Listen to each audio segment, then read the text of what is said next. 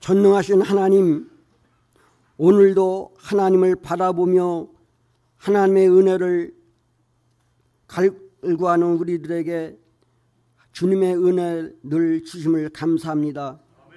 하나님의 말씀을 의지하여 우리가 세상을 이기는 힘을 허락하신 은혜 또한 감사드립니다.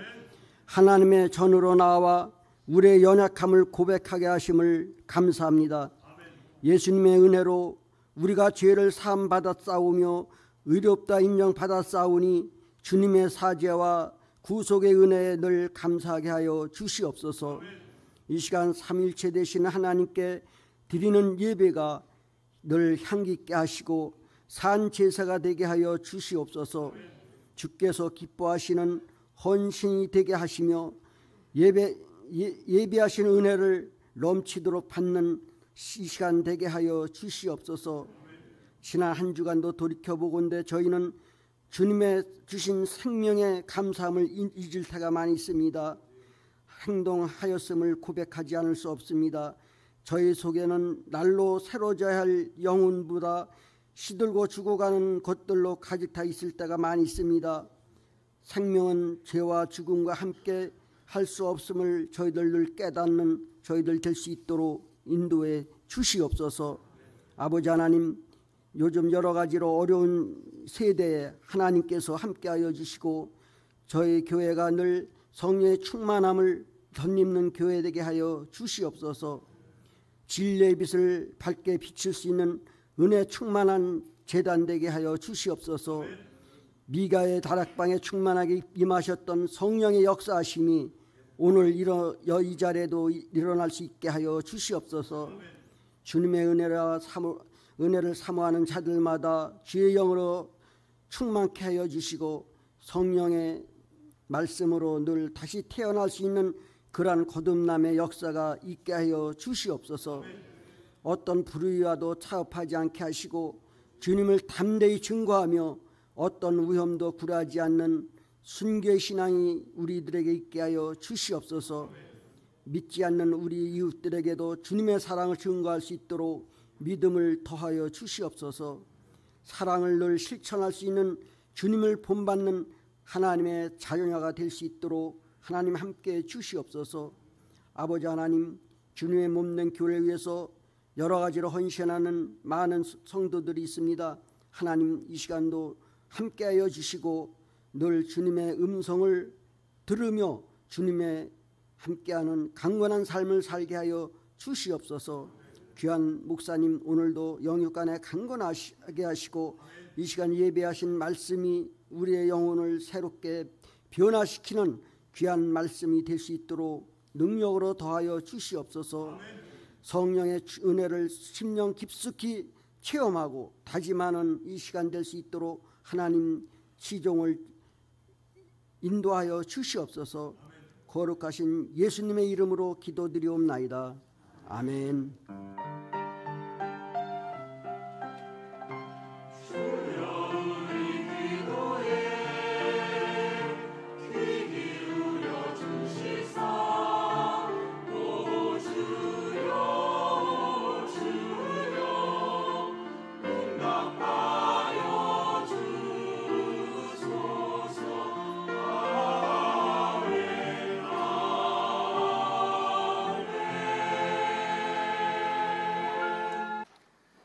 오늘 하나님의 말씀은 요한복음 10장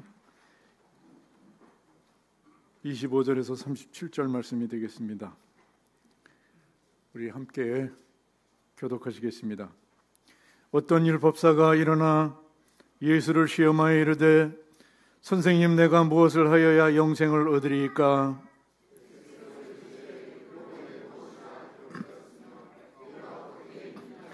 대답하여 이르되 내 마음을 다하며 목숨을 다하며 힘을 다하며 뜻을 다하여 주 너의 하나님을 사랑하고 또한 내 이웃을 내 자신과 같이 사랑하라 하셨나이다.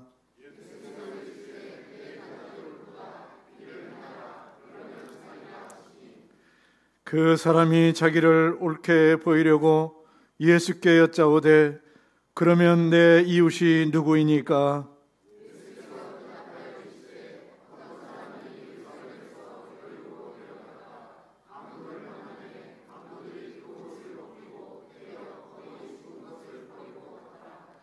마침 한 제사장이 그 길로 내려가다가 그를 보고 피하여 지나가고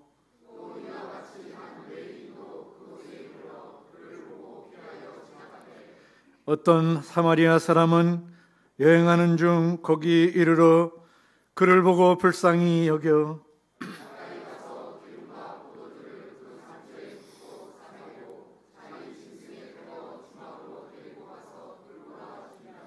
그 이튿날 그가 주막 주인에게 데나리온 2를 내어주며 이르되 이 사람을 돌봐주라.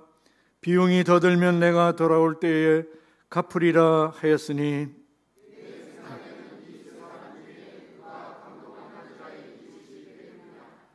이르되 자비를 베푼 자이다. 예수께서 이르시되 가서 너도 이와 같이 하라 하시니라. 아멘.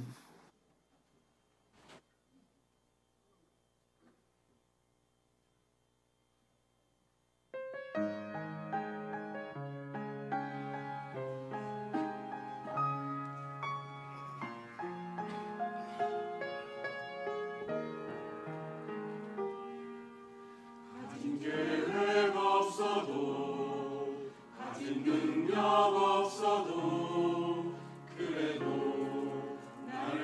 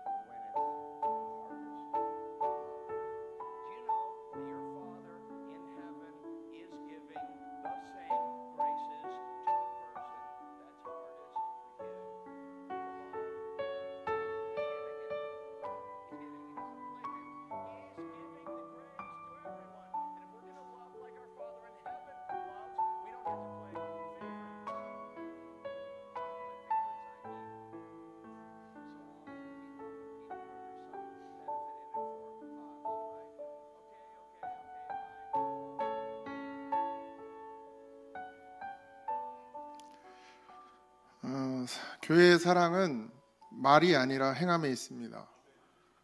이 대형교회 목사님은 자기가 거지분장을 하고 자기가 담임하고 있는 교회 앞에 앉아서 예배에 들어가는 사람들의 모습을 봤죠. 세 사람만 그를 도우려고 했고 나머지는 그냥 지나가거나 머뭇거리다가 들어갔습니다.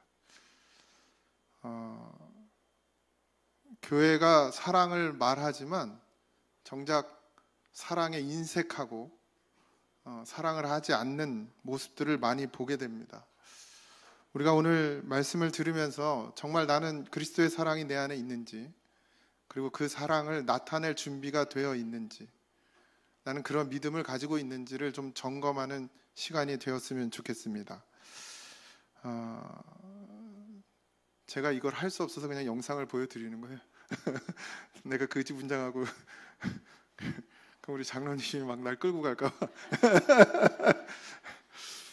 농담이고요. 어쨌든 오늘 우리가 읽은 본문은 선한 사마리아인의 이야기입니다. 어떤 율법 교사가 예수님을 시험하려고 예수님을 찾아와서 영생을 얻는 방법을 물어보면서 이 이야기가 시작됩니다. 예수님을 찾아와서 영생을 물어보는 자, 그런데 그것이 진짜 영생을 위함이 아니라 예수님을 시험코자 했다, 이렇게 말하고 있죠.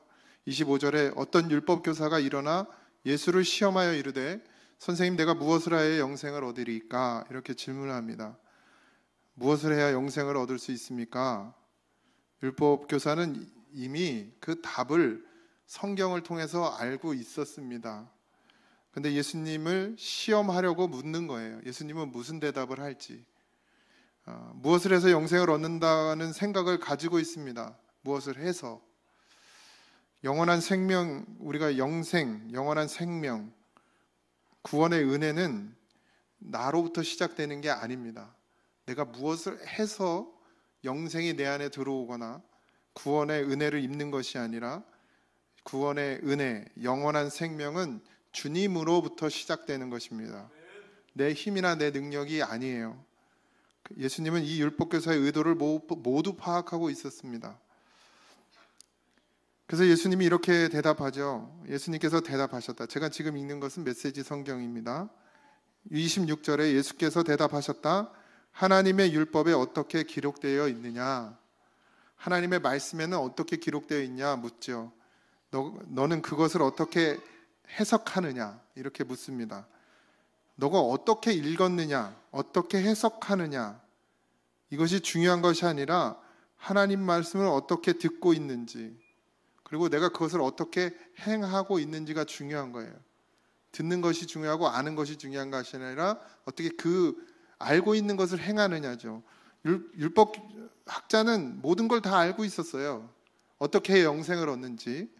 27절입니다. 그가 말했다. 내 열정과 간구와 힘과 지성을 다해 주 너의 하나님을 사랑하라 하였고, 또 내 자신을 사랑하는 것 같이 이웃을 사랑하라 하였습니다.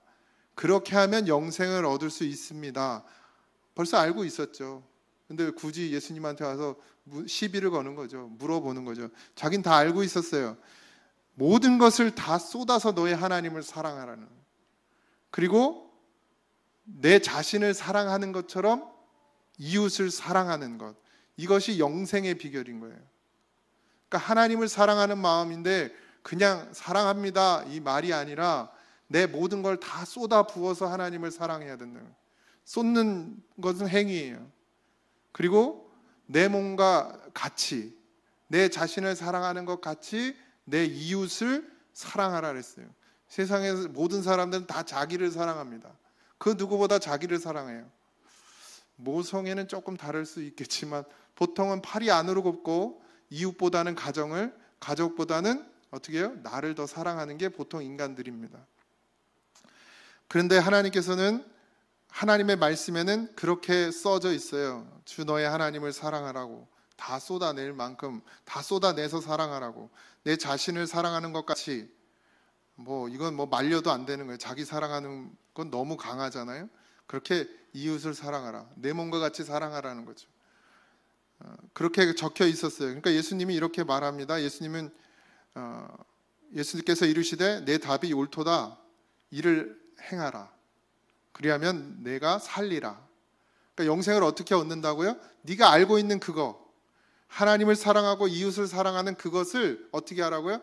행하라고. 그러면 산다는 거예요. 알고 있는 것으로 사는 게 아니라 뭐 하는 것으로 산다고요? 행하는 것으로 산다는 거예요. 하나님을 진짜 사랑하라고요. 그리고 이웃을 사랑하라고요. 그걸 어떻게 하라고요? 행함으로 보이라고요. 그러면 살게 된다는 거예요. 영생은 그렇게 얻어지는 것이라는 거예요. 그냥 예수 믿고 구원 받았습니다 하면 사는 게 아니고, 그러면 영생이 있는 게 아니고, 그 사랑의 본체이신 주님, 하나님의 아들 예수 그리스도께서 우리 안에 오셨으면, 그 사랑이 오셨는데 어찌 그 사랑으로 하나님을 사랑하지 않고 이웃을 사랑하지 않냐는 거죠. 그래서 29절에 그는 빠져나갈 길을 찾으면서 물었다. 그러면 선생님, 이웃은 어떻게 정의하겠습니까? 그러니까 누가 내 이웃입니까? 이렇게 묻는 거예요. 그러면 이웃을 사랑하라는데 누가 내 이웃입니까? 이렇게 묻습니다. 하나님과 이웃을 사랑하라고 말씀하셨는데 이 율법학자는 그렇게 하고 있지도 않고 그럴 마음도 없습니다. 그냥 이론만 있는 거예요. 그러니까 피해서 다른 질문을 해요. 그럼 내 이웃이 누구냐고 묻는 거예요. 그렇게 하라고 그랬으면 하면 되는데 하고 싶은 마음이 없으니까 다른 질문을 하는 거죠. 바리새인들에게 이웃은 유대인입니다. 자기 족속. 다른 사람들은 다 이방인이에요. 그래서 그들은 다 어디 갈 사람들이에요? 지옥 갈 사람들이에요. 그러니까 누구만, 유대인만 자기의 이웃이 될 수 있어요. 그래서 그렇게 물어보는 거죠. 이 질문에 대해 예수님께서 선한 사마리아인의 비유를 말씀해 주셨습니다.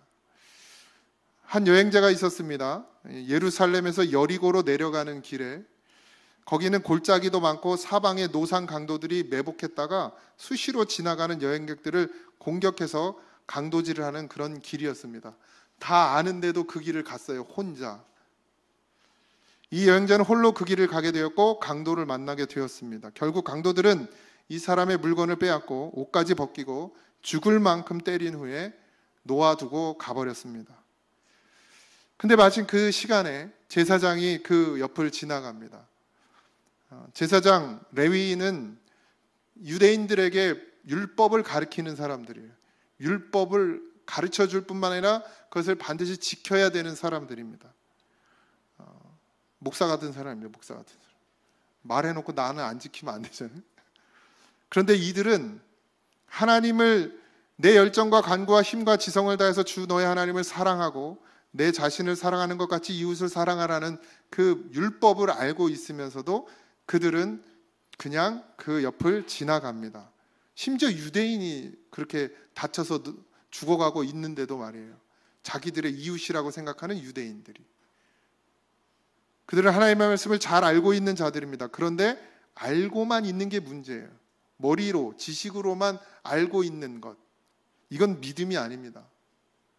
여러분들의 신앙이 아는 것에서 그치면 그건 믿음이 아닙니다. 마침 한 제사장이 그 길을 내려가다가 그를 보고 피하여 지나가고 또 이와 같이 한 레위인도 그곳에 이르러 그를 보고 피하여 지나갔다 이랬습니다. 보았어요. 봤는데 뭐가 없어요? 도울 마음이 없어요. 그래서 피하여 지나갔습니다.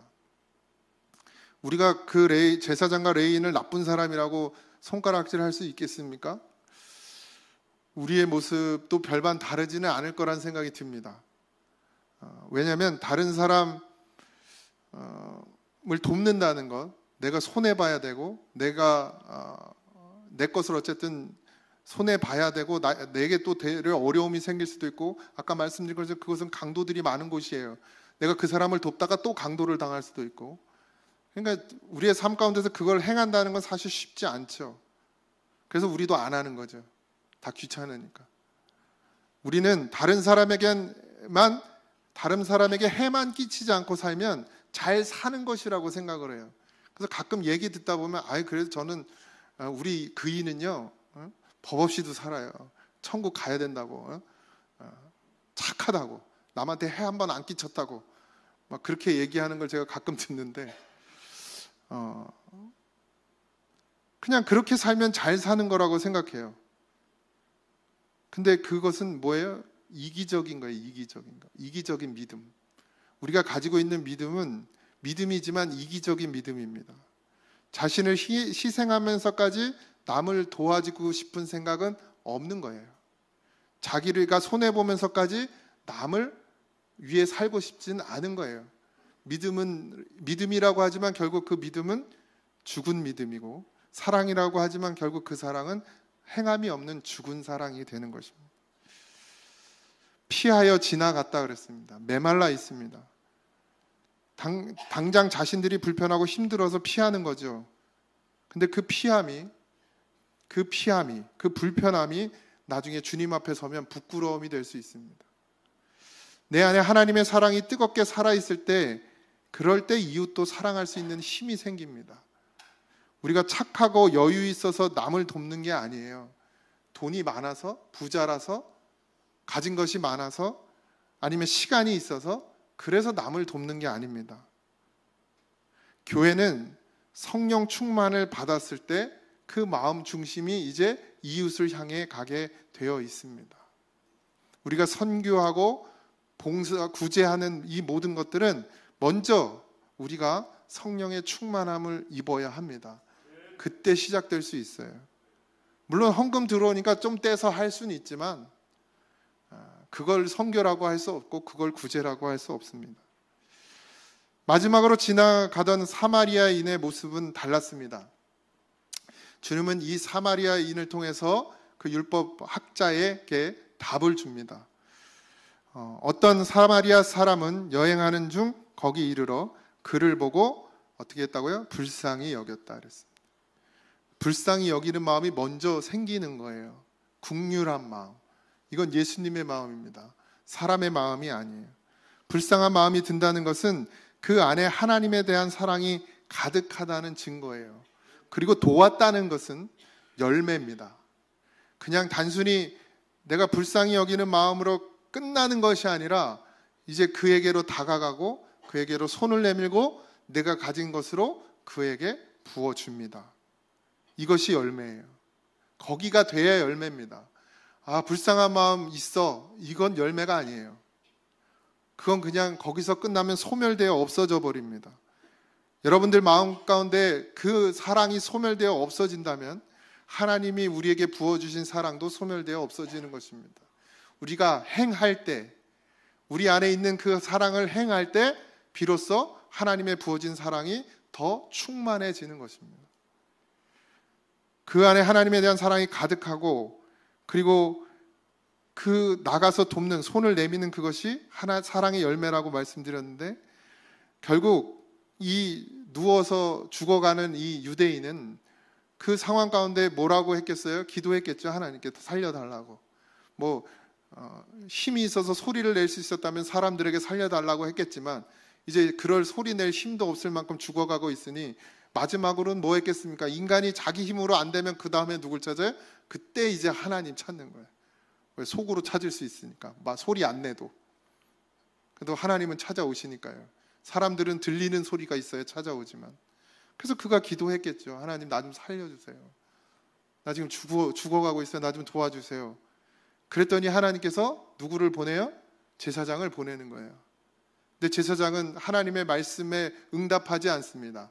그냥 자기의 상황, 자기의 환경만을 보고 그냥 지나쳐가요. 그래서 또 레위인을 보냈습니다.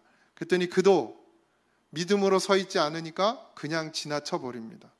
이제 사마리아 사람이 그곳에 갔어요.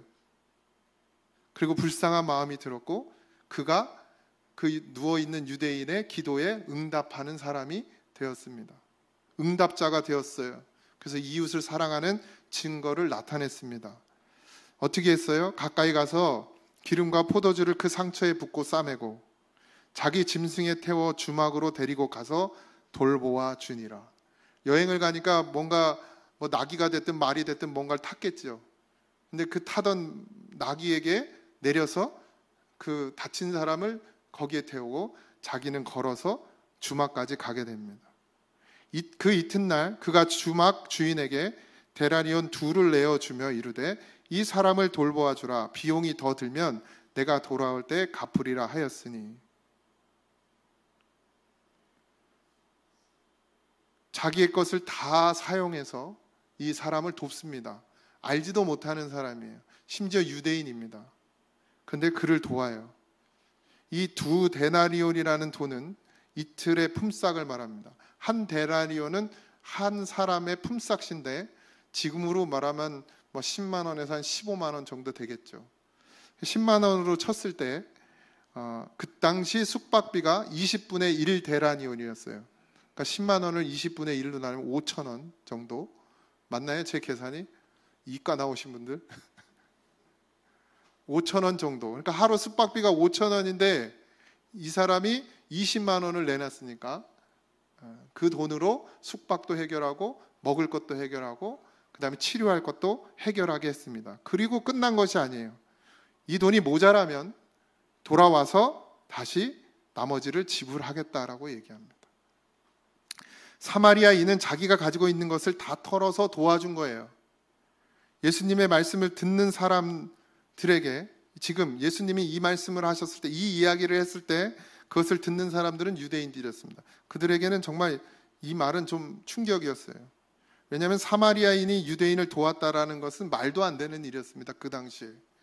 사마리아인들은 전쟁으로 인해서 이방인의 피가 섞인 사람들이었어요. 그래서 이 사람들의 죄가 아님에도 불구하고 다른 유대인들이 이들이 피가 더러워졌다고 경멸하고 심지어는 그 땅을 지나치지도 않으려고 했습니다. 그만큼 멀리 하던 사람들의 이 사마리아 사람들은 그런 상황에서 유대인이 강도를 만나게 되어 죽게 되었고 그 모습을 보았던 유대인인 제사장과 레위인은 그냥 지나쳤는데 되려 사마리아인이 그 모습을 보고 그에게 손을 내밀었습니다. 원래는 그냥 지나가야 맞아요. 왜냐하면 도와줬다가 되려 덤탱이를 쓸 수도 있어요. 감히 사마리아인이 내 몸을 만져? 이럴 수도 있다는 거예요. 그 옆에서 보는 사람들도 손가락질하고 욕할 수도 있는 상황입니다.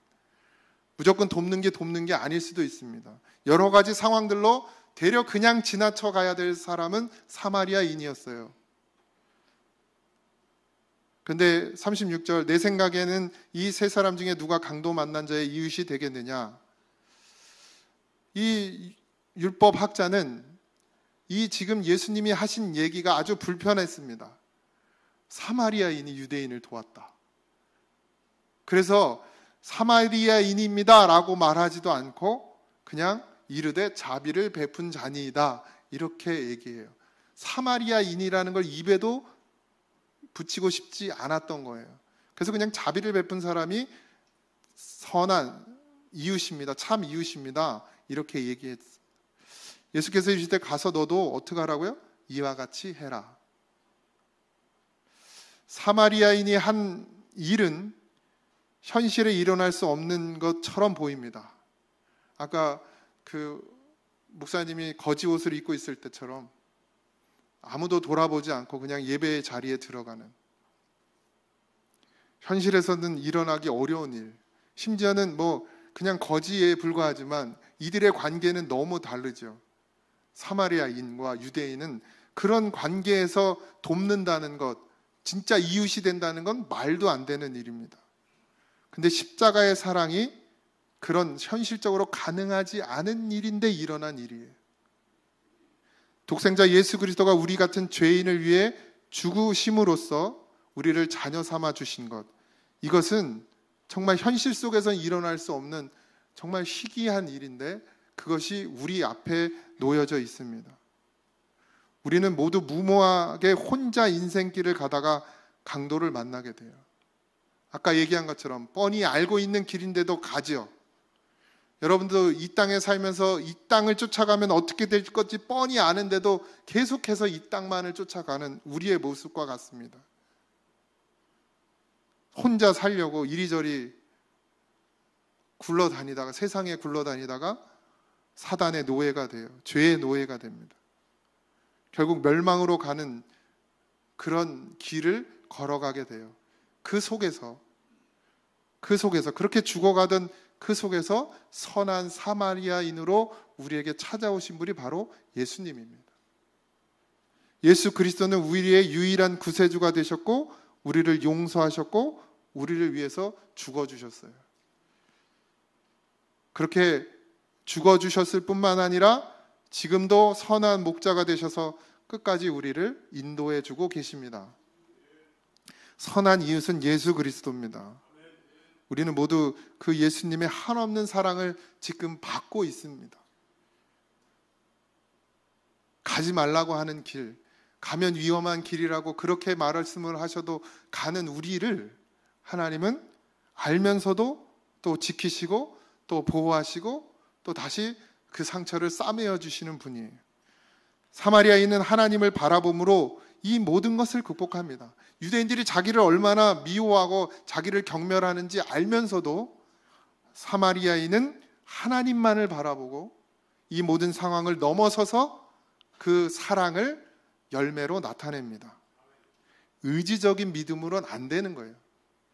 이건 절대로 이루어질 수가 없어요. 내 의지로 믿는 믿음 가지고는 여러분들 하나님의 사랑을 조금도 나타낼 수가 없어요. 오직 성령이 우리 안에서 역사하심으로 예수의 사랑이 우리에게 충만히 차고 넘칠 때 이 일이 가능한 것입니다. 여러분들 이 영상 보니까 나도 좀 해야겠다 이러고 서울 전철역 가보세요. 거지가 얼마나 많은지. 네? 한 몇 명은 해주겠지만 나중에 이러고 내려올지도 몰라요. 우리의 의지로 되어지는 문제가 아닙니다. 내 생각으로 내가 해야지 한다고 되어지는 게 아니에요. 우리 희명이가 요새 커피를 아주 자유롭게 먹고 있습니다. 우리 카페에서. 놔두세요. 그냥 놔두셔. 근데 제가 거기까지는 용서가 돼. 우리 사무실에 와서 TV 보고 있어요. 제 목양실 말고 저쪽 사무실. 거기 열려 있으면 들어가서 어느 날 갔는데 이 모니터가 TV로 바뀌어 있는 거예요. TV가 나와요 사무실에. 심심하면 가서 보세요. 그래서 이상하다 그러고 내가 돌려놓으면 또 그 다음 주에 다 가보면 또 TV로 바뀌어 있어. 그래서 나는 어떤 집사님이 TV를 보는 줄 알았어요.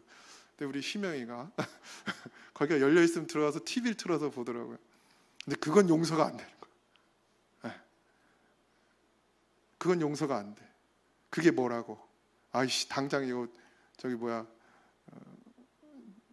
열쇠 번호키로 바꿔버리든지 해야지. 이런 생각을 하게 되는 거죠. 우리가 사랑이 있습니까, 여러분들? 이게 내 거예요. 희명이가 와서 TV 좀 보면 어때요, 사실? 근데 그걸 못 참아. 그걸 못 견뎌요. 여러분, 우리는 바리새인이 아닌 것 같아요. 우리는 제사장이 아니고 레위인이 아닌 것 같습니까? 여러분들은 선한 사마리아인 같습니까? 여러분의 삶의 모습, 여러분들이 지금 여러분이 살아가고 있는 삶의 모습 속에 나는 선한 사마리아인처럼 살아가고 계십니까? 내 거 침범하면 도저히 못 참는 거예요. 걔가 목욕실에 들어왔다고 그래 보세요. 내가 당장 쫓아가겠지. 내가 못 쫓아가면 체면이 있으니까 우리 장로님한테 전화해서 가서 좀 어떻게 하라고 이랬겠죠. 그나마 여기 사무실 나 잘 안 쓰는 데니까 그냥 조금. 예수님은 우리가 죄인 되었을 때 우리를 구원해 주셨어요.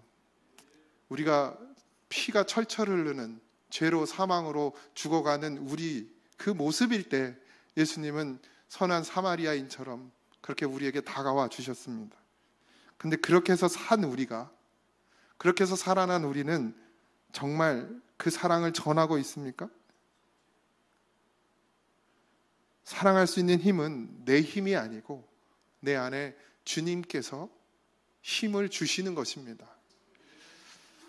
내가 착하고 따뜻한 성품이라서 그렇게 할 수 있는 것이 아닙니다. 결국 그 한계가 있어요. 노력한다고 되는 것도 아니에요. 내가 하나님의 사랑 안에 빠져 있을 때, 그때 내 안에서 그 사랑이 나오는 것입니다. 사랑은 행동하는 것이에요. 처음에는 두려웠고 망설임이 있을 수도 있습니다. 어떤 분들은 성격에 따라서도 할 수 있겠죠. 그러나 남을 도우려 할 때 나를 희생해야 되겠다는 생각은 절대로 내 머릿속에서 나올 수가 없는 거예요. 우리 안에 성령께서 이 모든 생각과 마음도 이기게 하십니다. 그저 내가 가진 것 중에 적금도 들고 생활비도 빼고 뭐도 빼고 그러고 나서 돕는 건 돕는 게 아니에요. 그러고 나서 드리는 건 드리는 게 아니에요. 어떻게 하는 거예요? 다 쏟아 부어야 된다. 다 쏟아 부어. 오늘 집에 가서 다 팔아가지고 가져오십시오. 내 마음을 다 쏟아내야 돼요. 하나님께. 그게 하나님을 사랑하는 거예요. 그저 그냥 조금 한 귀퉁이에 있는 마음 떼서 하나님 드리는 게 사랑이 아니고 내 마음 모든 걸 다 쏟아서 하나님을 사랑해야 해요. 그러면 하나님께서 이 땅을 살아갈 수 있는 힘도, 이 땅에서 그리스도인으로 살 수 있는 능력도 허락하시는 거예요. 근데 먼저 시작이 잘못됐죠. 하나님을 사랑하는 것을 그냥 어디에 내 마음 한 구퉁이만 딱 떼서 주니까 하나님이 그 사랑이 먹히겠습니까? 내 마음을 다 쏟아내어 하나님께 드리면 하나님이 하나님 것으로 내게 채워서 나로 살게 하시는 거예요. 그런 은혜가 여러분들에게 있기를 원합니다. 이게 성령 충만입니다. 주님이 선한 사마리아인이 되도록 우리에게 부어주십니다. 주의 십자가의 사랑과 능력으로 우리에게 부어주시는 거예요. 주님께서 사람을 살리는 자가 되라고 우리에게 말씀하십니다. 베드로에게 너가 사람을 낚는 어부가 되라 이렇게 말씀하셨어요. 사람을 낚아서 뜯어 먹으라고 그렇게 어부가 되라 하셨나요? 아니죠. 사람을 낚는 어부가 되어서 그 사람들을 어떻게 하라고요? 살리라고. 오늘 우리에게도 주셨습니다. 하나님을 사랑하고 내 이웃을 내 몸과 같이 사랑하라고 말씀하셨어요. 그게 여러분들 머릿속에서 이론이 안 되길 바랍니다. 실제가 되어지시길 바랍니다. 내 것을 다 쏟아 부어서라도 한 사람이라도 살릴 수 있는 그런 마음을 내게 달라고 그렇게 기도하는 여러분들이 되길 바랍니다. 우리가 이제는 사마리아인이 되어야 합니다. 그렇게 해서 이웃을 사랑하는 자가 되어야 합니다. 주님이 우리를 사랑하신 것 같이. 그 음성에 아멘으로 순종하는 우리가 되길 소망합니다. 주의 은혜입니다. 한이 없는 주의 사랑, 그것으로 우리가 살았음에도 여전히 우리는 그 사랑을 알지 못하고 나의 유익만을 구하고 나의 욕심만을 쫓아가는 어리석은 자가 되었습니다. 하나님, 이웃을 보며 그냥 지나치는 제사장이 나입니다. 외면하는 레위인이 나입니다. 하나님, 우리를 불쌍히 여겨 주시옵소서. 이제는 주의 사랑 힘입어 아버지 하나님 선한 사마리아인 같은 믿음이 되게 하여 주시옵소서. 하나님이 부어주신 것으로 살게 하여 주옵소서. 하나님이 주신 은혜로 살게 하여 주시옵소서. 그러면 내 유익을 위해서 살지 않을 것이며 나의 안위만을 위해서 살지 않을 것이며 하나님의 사랑을 전하며 살 수 있을 것입니다. 그러니 주여 성령이여 우리 안에 오셔서 충만한 은혜를 허락하여 주시옵소서. 그런 성도가 되게 하여 주시옵소서. 이제는 우리 주 예수 그리스도의 은혜와 하나님 아버지의 크신 사랑하심과 성령님의 감동 역사하심이 이제는 주의 사랑을 열매로 보이고 살기를 원하는 사랑하는 성도들 위해 이제로부터 영원토록 함께 하시기를 간절히 축원하옵나이다. 아멘.